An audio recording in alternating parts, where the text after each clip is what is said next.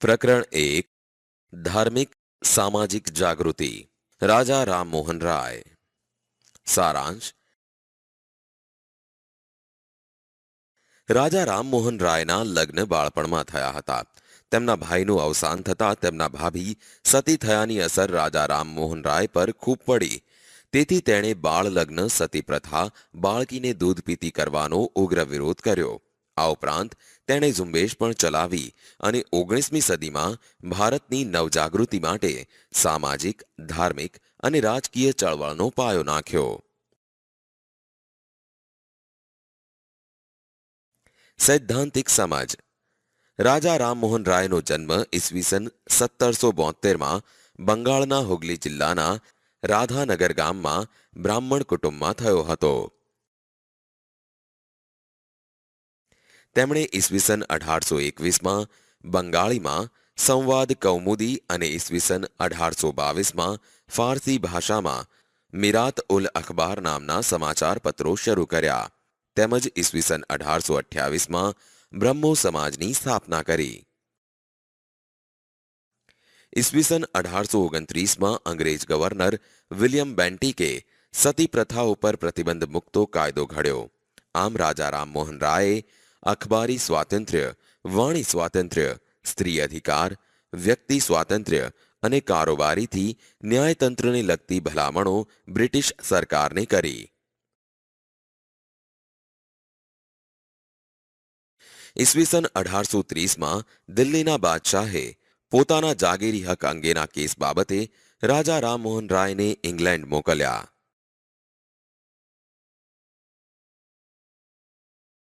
ઈસવીસન 1833માં બ્રિસ્ટોલ મુકામે રાજા રામમોહન રાયનું અવસાન થયું. સારાંશ દયાનંદ સરસ્વતીએ નાની વયે જ મૂર્તિ પૂજા અને કર્મકાંડની બિન ઉપયોગિતા સમજાઈ. તેમણે સત્યની શોધમાં ગૃહત્યાગ કર્યો અને મથુરામાં સંન્યાસ લઈ સ્વામી વિરજાનંદને પોતાના ગુરુ બનાવ્યા. તેમણે બાળલગ્ન, ક્રિયાકાંડ, સતી પ્રથા અને અસ્પૃશ્યતાનો વિરોધ કર્યો હતો. ઉપરાંત તેમણે ધાર્મિક, સામાજિક અને રાષ્ટ્રીય દ્રષ્ટિએ દેશની એકતા સાધવાનો પ્રયાસ કર્યો.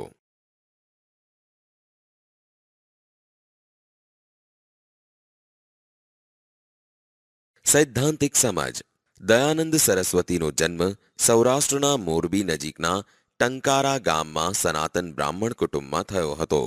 તેમણે 15 વર્ષ સુધી દેશભરમાં પરિભ્રમણ કરી યોગનો અભ્યાસ કર્યો. તેમણે લોકોને વેદો તરફ પાછા વળો અને એકેશ્વરવાદનો બોધ આપ્યો. તેમજ સત્યાર્થ પ્રકાશ નામના ગ્રંથની રચના કરી હતી.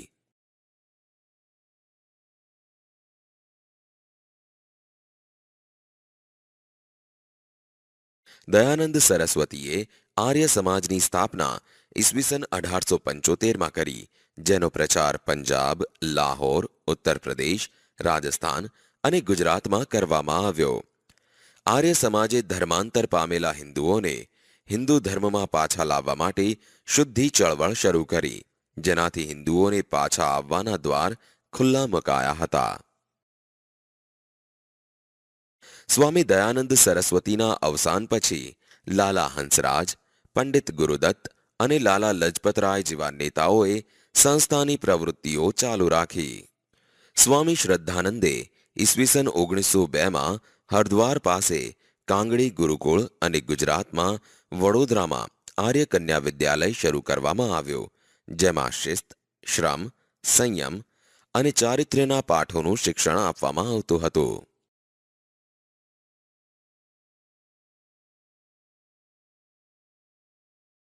રામકૃષ્ણ મિશન મઠ સારાંશ રામકૃષ્ણ પરમહંસે ઈશ્વરને પામવાના વિવિધ રૂપે પ્રયત્ન કર્યો હતો. તેમજ શુદ્ધ ચારિત્ર્ય અને જ્ઞાન ભક્તિના ઉપદેશથી લોકોને મદદ કરતા.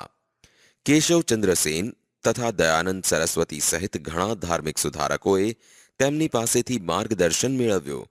તેમજ પાશ્ચાત્ય અસરમાં આવેલા લોકોને રામકૃષ્ણ પરમહંસના બોધથી પોતાના ધર્મ અને સંસ્કૃતિમાં પુનઃ શ્રદ્ધા ઉત્પન્ન થઈ.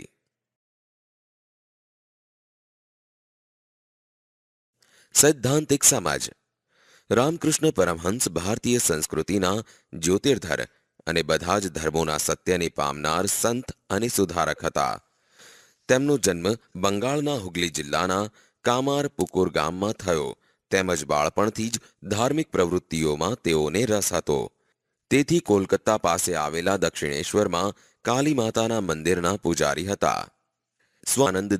નરેન્દ્રનાથ દત્ત ઈસવીસન 1863 થી 1902 નામના બંગાળી સ્નાતક રામકૃષ્ણ પરમહંસના સંપર્કમાં આવ્યા અને તેની જ્ઞાન પીપાસાની તૃપ્તિ રામકૃષ્ણ પરમહંસે કરી.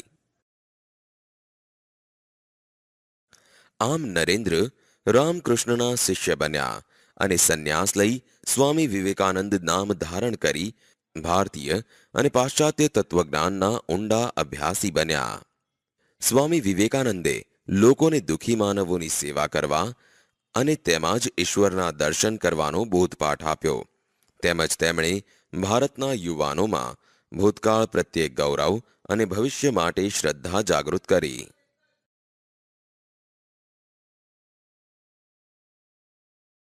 ઉપરાંત તેમણે ઈસવીસન 1893માં યુનાઇટેડ સ્ટેટ્સના શિકાગોમાં ભરાયેલી અખિલ વિશ્વ ધર્મ પરિષદમાં હાજરી આપી હતી. આમ બાદમાં યુનાઇટેડ સ્ટેટ્સ, યુરોપ, ઇજિપ્ત, ચીન, જાપાન વગેરે દેશોમાં પ્રવાસ કરીને ભારતીય સંસ્કૃતિનો ફેલાવો કર્યો.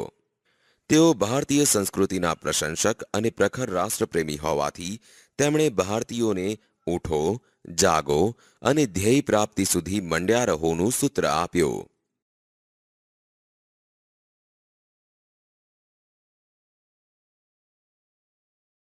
સ્વામી વિવેકાનંદે ઈસવીસન 1897માં બેલ્લુરમાં રામકૃષ્ણ મિશન મઠની સ્થાપના કરી, જેમાં વિવિધ કાર્યો દ્વારા માનવ સેવા કરવાનો આદર્શ અપનાવવામાં આવ્યો. આમ રામકૃષ્ણના જીવનમાંથી પ્રેરણા મેળવી જનસેવા એ જ પ્રભુ સેવાના સૂત્રનો અમલ કરવામાં આવ્યો અને દેશમાં શાળાઓ ખોલી શિક્ષણ આપવાનું અને દવાખાના દ્વારા સેવાનું કાર્ય શરૂ કરવામાં આવ્યું, જેની શાખાઓ ભારતમાં અને દેશ વિદેશમાં આજે પણ કાર્યરત છે.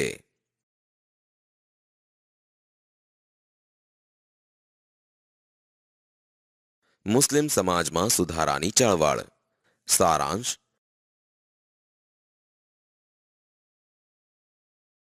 19મી સદીની શરૂઆતમાં ઉત્તર પ્રદેશમાં રાયબરેલીના સૈયદ અહમદ ખાન અને બંગાળના શરિયતુલ્લાહ જેવા લોકોની આગેવાની હેઠળ મુસલમાનોમાં સામાજિક અને ધાર્મિક જાગૃતિનો આરંભ થયો હતો, જેમાં તેઓએ ધાર્મિક નેતા દિલ્હીના શાહ વલી ઉલ્લાહના ઉપદેશમાંથી પ્રેરણા મેળવી હતી.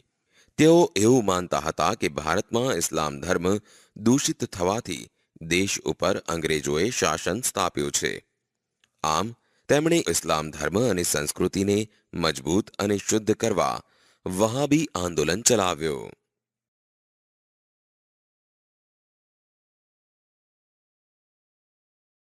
સૈદ્ધાંતિક સમજ. વહાબી આંદોલન બાદ થોડા મુસલમાનોમાં પાશ્ચાત્ય વિચારોનો પ્રભાવ વધતા અંગ્રેજી શિક્ષણનું પ્રમાણ વધ્યું, જેમાં ઉલેમાઓની રૂઢિચુસ્તતાને લીધે મુસલમાનો અંગ્રેજી શિક્ષણ અને આર્થિક તથા સામાજિક લાભોથી વંચિત રહ્યા, જેમાં તેઓમાં શિક્ષિત અને મધ્યમ વર્ગનો ઉદય બરાબર થયો નહીં. સર સૈયદ અહમદ ખાનનો જન્મ ઉમરાવ કુટુંબમાં થયો હતો, તેમજ ઈસવીસન 1857ના સ્વાતંત્ર્ય વખતે કંપની સરકારની નોકરીમાં હતા અને તે વખતે કંપનીને વફાદાર રહ્યા હતા. ઈસવીસન 1869માં નિવૃત્તિ પછી તેઓ ઇંગ્લેન્ડ ગયા અને તેના ઉદારમતવાદથી પ્રભાવિત થયા, તેમજ તેમણે મુસલમાનોને અંગ્રેજી કેળવણી લઈને તેમનું પછાતપણું અને રૂઢિચુસ્તતા દૂર કરવાનો આગ્રહ કર્યો.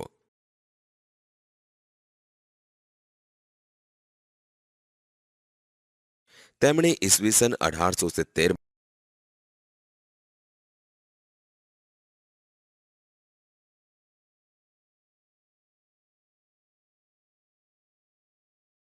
જુદા જુદા સમાજ દ્વારા થયેલ જાગૃતિઓ. સારાંશ. વ્યક્તિગત લોકોની તાકાત વધતા જુદા જુદા સમાજ દ્વારા પણ સામાજિક અને ધાર્મિક સુધારા કરવામાં આવ્યા હતા, જેમ કે શીખ સમાજ, પારસી સમાજ.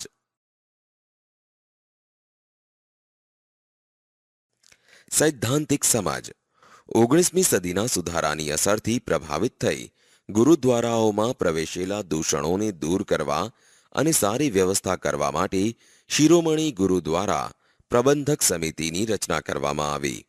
ઉપરાંત શીખોમાં ધાર્મિક શિક્ષણની સાથે પાશ્ચાત્ય કેળવણી આપવા માટે અમૃતસરમાં ખાલસા કોલેજ અને શાળાઓની સ્થાપના કરવામાં આવી.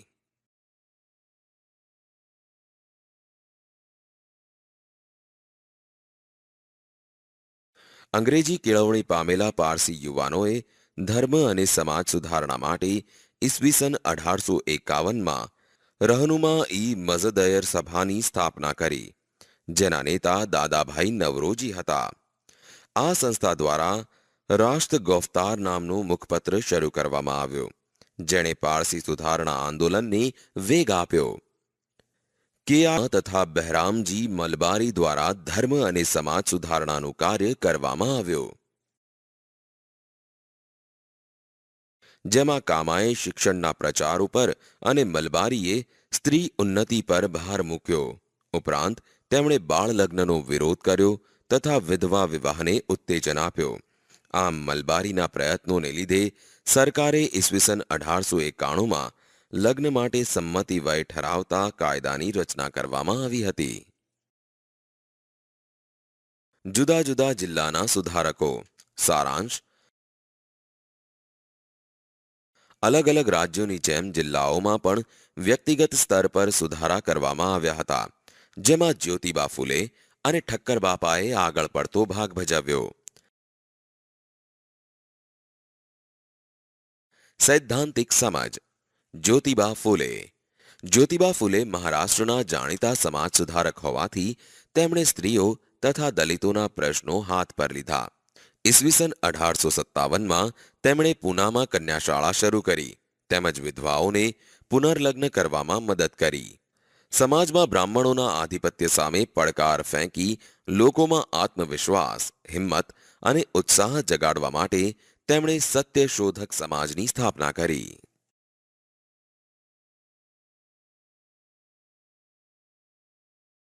ઠક્કર બાપા. ગાંધીજીએ સ્થાપેલ અખિલ હિન્દ હરિજન સંઘના મંત્રી તરીકે ઠક્કર બાપાએ વર્ષો સુધી સેવાઓ આપીને હરિજનોના ઉત્કર્ષમાં કિંમતી ફાળો આપ્યો. તેમણે કુદરતી આફતો વખતે લોકોને રાહત આપવામાં નોંધપાત્ર પ્રદાન કર્યો. અમૃતલાલ ઠક્કર ઉર્ફે ઠક્કર બાપાનો જન્મ ભાવનગરમાં ઈસવીસન 1869માં થયો હતો. તેઓ આજીવન કર્મનિષ્ઠ સેવક હતા અને તેમણે ઇજનેરીની ડિગ્રી મેળવી હતી. તેમજ સારા પગારની નોકરી છોડીને ગાંધીજીના પ્રભાવ હેઠળ તેમણે છેવાડાના લોકોની સેવા કરી. ઠક્કર બાપાએ પંચમહાલ ભીલ સેવા મંડળની સ્થાપના કરી અને તેના દ્વારા પંચમહાલના ઊંડાણવાળા જંગલો તેમજ પહાડી વિસ્તારોમાં વસતા ભીલોના જીવનમાં મોટું પરિવર્તન આણ્યું. ઠક્કર બાપા અને તેમના સાથીદારોએ ભીલોને દારૂ તથા અન્ય બદીઓમાંથી તેમજ કુટેવો અને વહેમોમાંથી મુક્ત કર્યા અને બાળકો માટે શાળાઓ ખોલી. આમ તેમને રેટિયા કાંતતા કર્યા અને કુટીર ઉદ્યોગમાં પણ સામેલ કર્યા.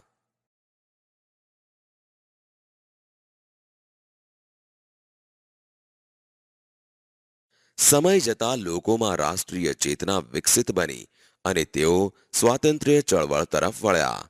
ગાંધીજીએ અસ્પૃશ્યતા નિવારણને મહત્વ આપતા પછાત વર્ગોની સ્થિતિ સુધારવાના પ્રયાસોમાં નોંધપાત્ર પ્રગતિ થઈ. વિદ્યાર્થીઓ, આ પ્રકરણ અહીં સમાપ્ત થાય છે.